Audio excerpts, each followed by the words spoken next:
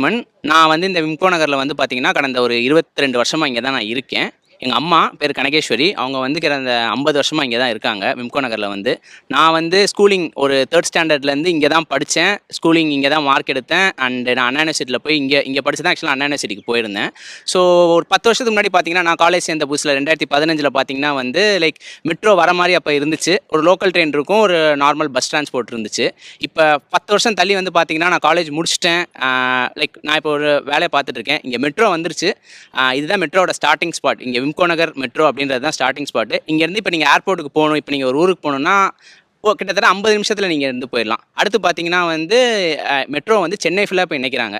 So metro Chennai ஃபுல்லா இணைக்கிறாங்க அப்படின்றப்ப பார்க்குறப்ப, லைக் இப்போ இங்கேருந்து நான் எந்த ஏரியாவுக்கு போகணும்னாலுமே நான் மெட்ரோல போயிடலாம். இதுதான் என்னோட ஸ்டார்ட்டிங் பாயிண்ட்டே. இங்கேருந்து நான் நேரா கிளம்பி போயிடலாம். இன்னொரு விஷயம், மெட்ரோன்னு மட்டும் இல்லாம பார்த்தீங்கன்னா, லோக்கல் ட்ரெயினும் இங்க எனக்கு இருக்கு. ஸோ இங்கேருந்து நான் பின்னாடி இப்போ மீஞ்சூர், பொன்னேரி அந்த மாதிரி ஏரியாவுக்கு போகணும்னாலும் எனக்கு